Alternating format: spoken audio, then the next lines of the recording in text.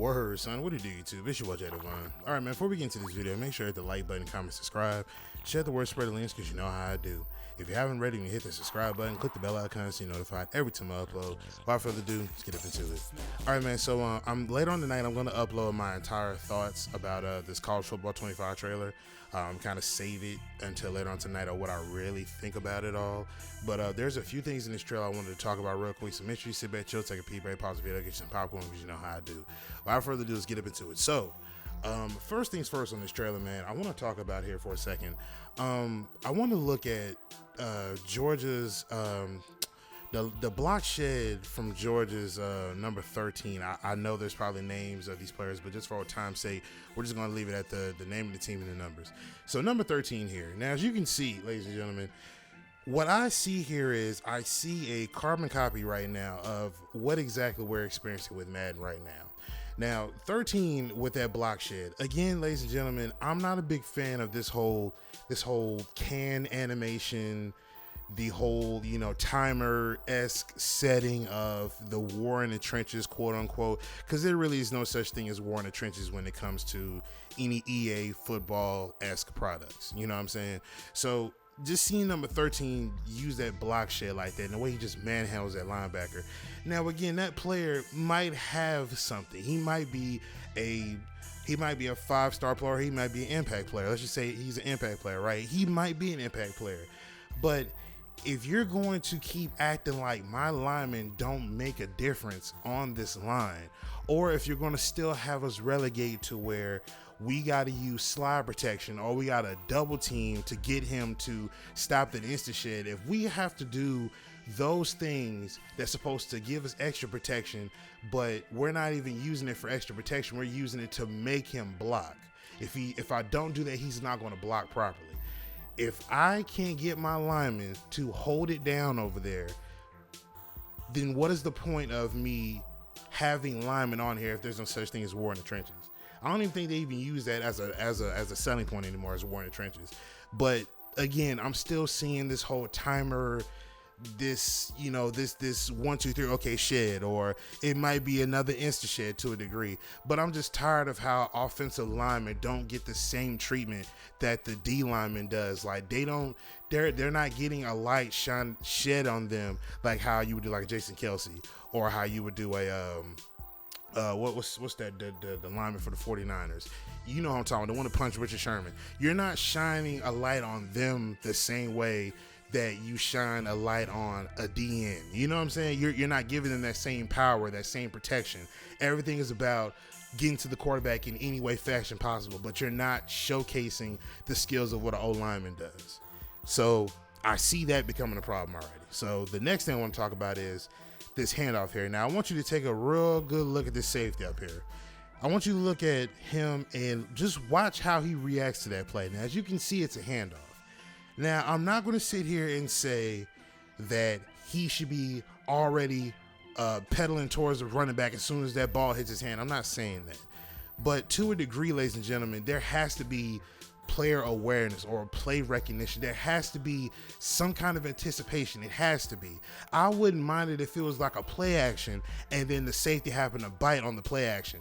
I don't mind that, but you're not going to sit there and have a handoff. My safety stands there. He gets jammed up by a blocker, and then he has no chance of even trying to fight his way to even getting to the ball carrier. Now, I would probably say count maybe 2 Mississippi, maybe 3 is probably pushing it.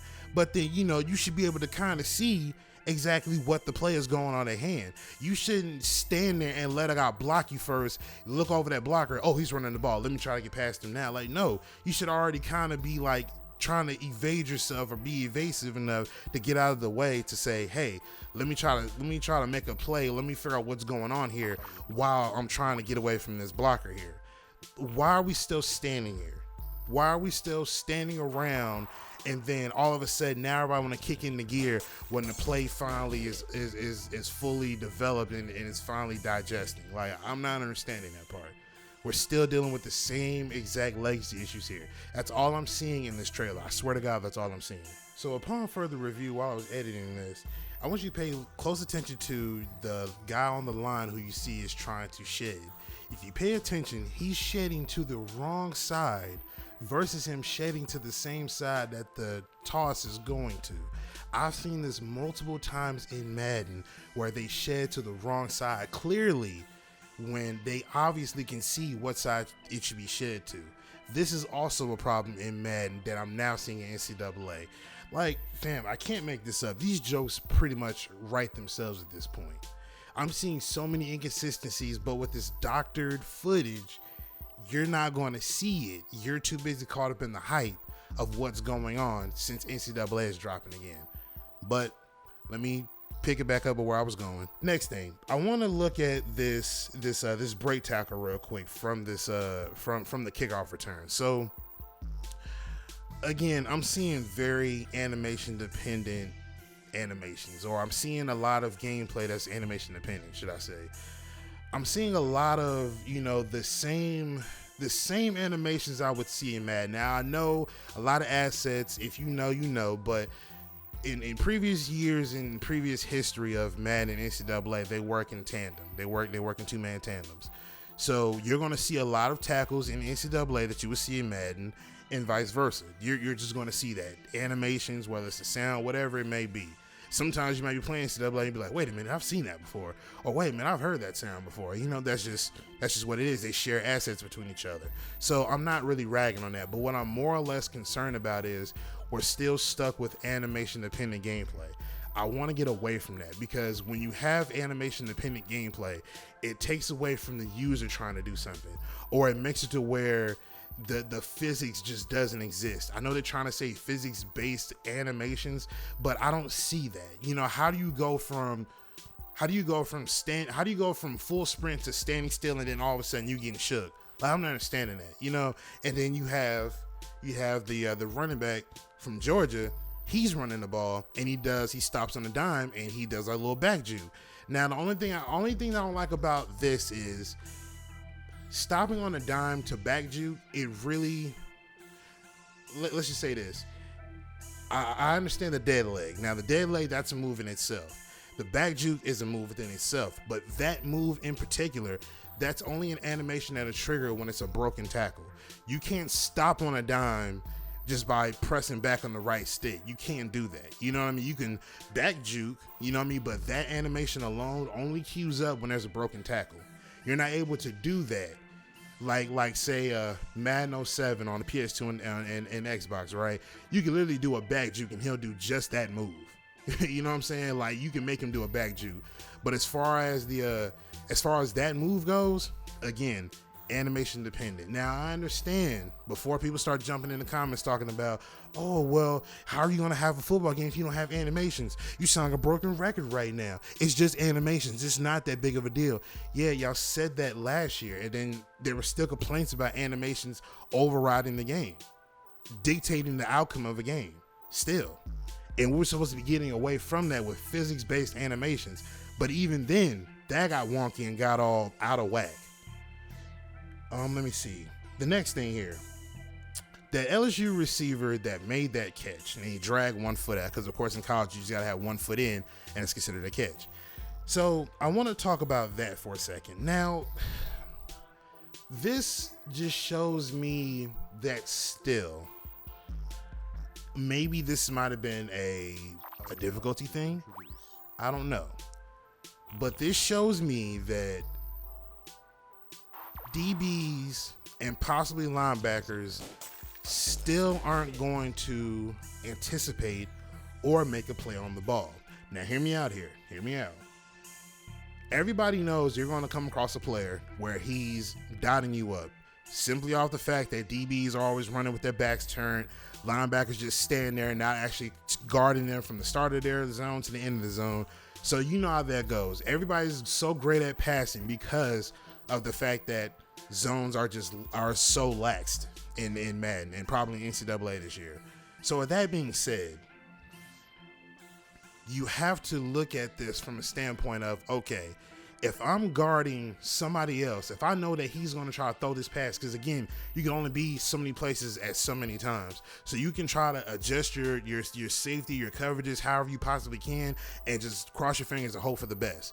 But you're watching one thing at a time. You're not able to sit here and say, oh, let me go guard this, oh, let me go guard that. If you're controlling somebody, you're controlling that part of the field. If he throws to somewhere where he thought that he could sneak that ball in, and I'm not able to click over there in time, or if you know anything about the player switching logic, which I made a video on that, if you know anything about the player switching logic, sometimes they'll put you on the wrong guy. So you have to trust that either EA or the computer can actually make a play without me having to click on him, or if they click on to the wrong player sometimes, because they will do that, I have to be able to trust my guys enough to where they can bat the ball down or pick the ball off, basing it off of where that pass is. This right here looked like a defendable pass. It literally looked like a defendable pass. I'm not gonna lie to you. Like, you could have easily put your hand over there or something, or picked it off, whatever the case is, because you know EA loves to try to, you know, pretend like, oh, if you try possession catch near the sideline, more than likely they're gonna make him pick it off. Or if you try to aggressive catch it, they ain't gonna do nothing but try to make him say, oh, well, that he can bat that down. You know, I'm so tired of seeing some of these things, man. Honestly, I'm honestly tired of seeing it. Now, the last thing that I want to show here is I want to show Travis Hunter catching this ball on the corner, right? I guess he ran a corner route and he caught it, kept 2 feet in, and he gets hit. I've seen this play out so many times in Madden, and it makes you ask yourself, okay, how is that not a drop? Because you're not going to have somebody catching the ball, which I understand that, well, I don't know, this could be a little subjective, but let's just say I would like to see better catching in possession as far as when you're catching the ball and it's in the corner. I don't want to see my guy with both of his hands up and not trying to bring the ball in to secure it. Why do we still have these animations that make it to where if he catches the ball like this, it makes you think that if I hit him hard enough, he'll jar it loose? Why do we still have these animations where the ball doesn't even look secured, but he gets hit and still is holding on to it as if he caught the ball and brought the ball to his torso to secure it? Why are we still getting those animations?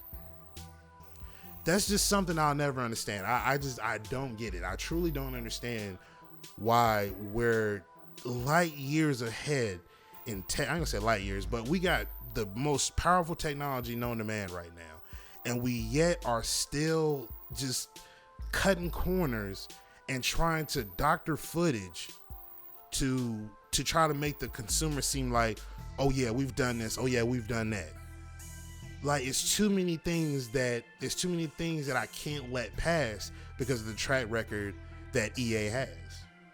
But like I said, I'm not going to get into it too deep, man. I just want to break down a few things here in this trailer. Later on tonight, we'll be talking about it in detail and how I feel about the entire trailer and the current state of what's going on right now. But let me know what you think in the comment section down below. I'm going to get up out of here. And yes, I will be down there. And, you know, I'm pretty sure if you are someone who is excited about college football and you're expecting someone to be all in awe about, you know, college football dropping, you're on the wrong video. You're on the wrong video. I'm pretty sure you looked at the description box before you jumped in there. But if not, yeah, make sure to like button, comment, subscribe, share the word, spread links, because you know how I do. But I'm going to get up out of here, man. It's your boy Jay Devine, and I'm signing out. Peace.